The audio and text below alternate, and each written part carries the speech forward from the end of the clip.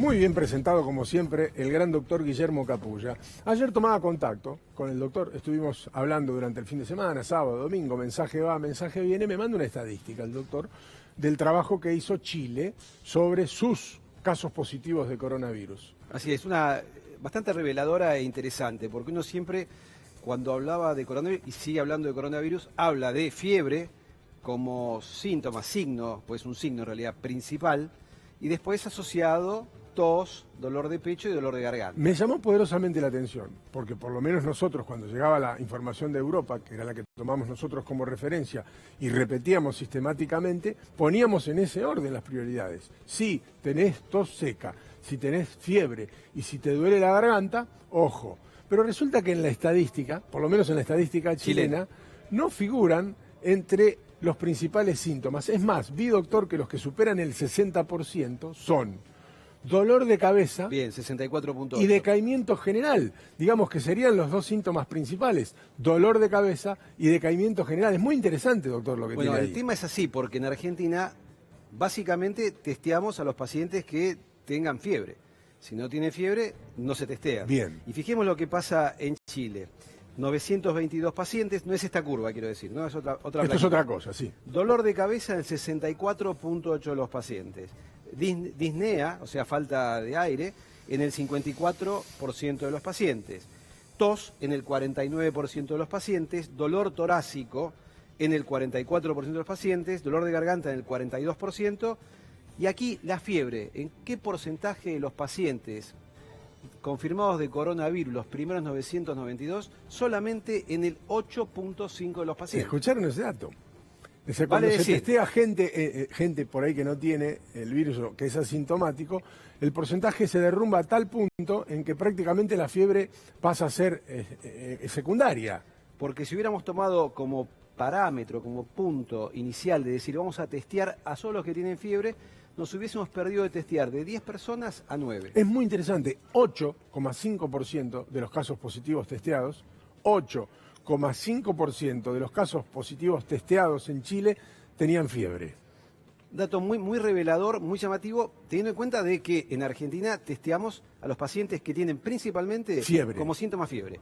Esto es lo que yo contaba recién acerca de los estudios de test rápido. A los 7, 8 días aproximadamente nos comienza a dar positivo esta IgM. Esto significa defensas, anticuerpos. Acá comienzan a detectarse, quiero decir que no es PCR esto, que es el método más sensible. Esto es test rápido. Los test que sirven, lo que yo decía, para en el caso de que uno quisiese tomar poblaciones grandes, gente que va a trabajar, quién puede trabajar, quién no puede trabajar. Si la persona tiene elevada esta IgM inicialmente, pensamos que está en un proceso agudo de la enfermedad. Digamos que el cuerpo se está defendiendo. Claro, pero si a partir del día 14, también esto aparece en los estudios de test rápido te aparece como en el EVA-test, comúnmente como EVA-test, te aparece IgM, IgG.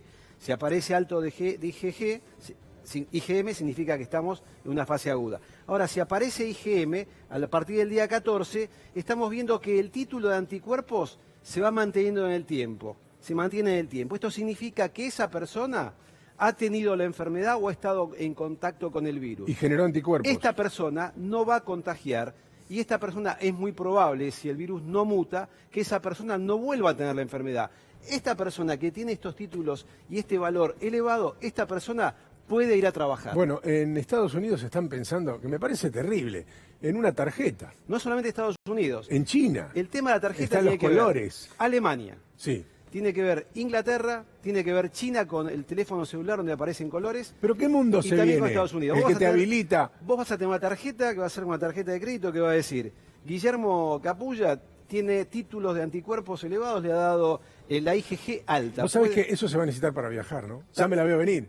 Olvídate, esto va a ser así. Para el turismo. Tarjeta vas a de tener inmunidad. que demostrar que estás sano. Tarjeta de inmunidad. Me va a testearme en 15 minutos, por ahí menos tiempo, 5 minutos, algunos test, otros media hora. Va a decir, bueno, Capulla tiene IgG elevada, o sea, tiene títulos de anticuerpos suficientes como para poder decir que él no va a tener la enfermedad y que ya la ha tenido, que ya tiene anticuerpos, que ya tiene defensa. Voy a poder viajar, voy a poder entrar al trabajo con mi tarjeta de inmunidad. Esto es una locura, ¿eh? Y por ahí se repite cada determinada determinada cantidad. Entiendo que es tiempo. necesario, pero es una locura. Es y no es. es y no es, porque yo lo hablaba en esa nota que hacía Ginés González García y le decía, me imagino este mundo donde uno quiera ir a trabajar, ¿cómo sabemos si esa persona está cursando la enfermedad, si no le hacemos PCR o si ha estado en Pero contacto ¿cuáles con van a el ser virus? los límites en términos legales ya y de derechos humanos de las libertades individuales en el futuro? Bueno, es un dilema. Es un dilema, ¿no? Es un dilema seguramente. Ahora, bueno, esto cambiaría obviamente si aparece la vacuna y las personas llevan un certificado de vacunación, como puede ser cuando uno ingresa al colegio o a determinados trabajos donde le piden determinados certificados de vacunación. Le voy a tomar un minuto y se lo voy a preguntar, porque Sí. me parece interesante. Es un minuto. Y sígame con lo que voy a decir, que es un razonamiento científico. Durante la epidemia del H1N1, se dio cuenta la ciencia de que había una franja sobre todo de personas adultas, que tenía más resistencia al virus. De hecho, atacaba a personas relativamente jóvenes y se daban los cuadros más serios en personas relativamente jóvenes. Los científicos, sin lograr el 100% de eficacia en el análisis, suponen que las personas más grandes en aquel momento habían tomado contacto en algún momento de su vida con el remanente de lo que había sido la gripe española, que era una variante de esa gripe y que por eso tenían algún tipo de anticuerpos que le permitían a su organismo pelear contra el H1N1.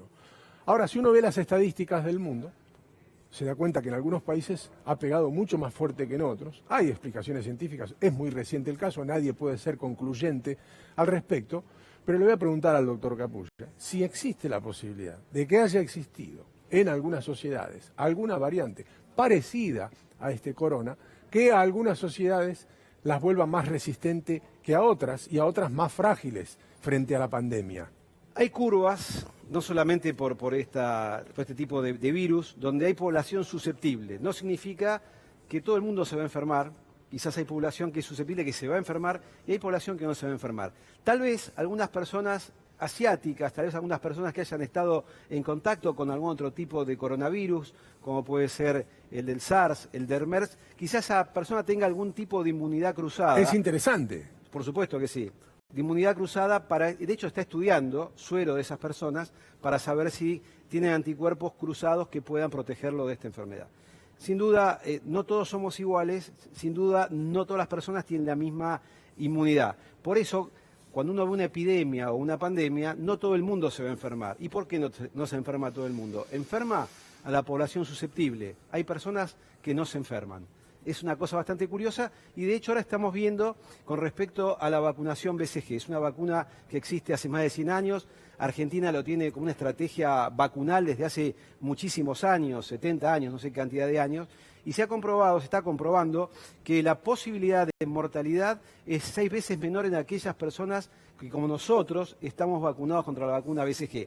La vacuna BCG despierta inmunidad. De hecho, no solamente se utiliza para la tuberculosis, sino, por ejemplo, en pacientes que tienen cáncer de vejiga, se le hacen instilaciones con vacuna BCG, generan inmunidad y de ese modo es gold standard, la terapia inicial de una persona con un cáncer superficial de vejiga es vacuna BCG. Vale decir que de ese modo, para nosotros que vivimos en República Argentina y que sabemos que a los bebitos cuando nacen se le da la BCG, estamos de alguna manera, de acuerdo a estos estudios, tenemos una cierta protección. Pero esto es muy importante que ustedes lo entiendan. Las personas que han tenido el contacto con el virus generan anticuerpos a largo plazo. Estas personas pueden volver a trabajar, estas personas no van a contagiar y estas personas es muy posible que no vuelvan a tener este tipo de virus. Tener en cuenta entonces, para dejar algo limpio de todo lo que hemos hablado con el doctor Capulla, tengan en cuenta el dolor de cabeza, ténganlo en cuenta, tengan en cuenta el decaimiento general y agréguenlo más arriba en la lista de posibles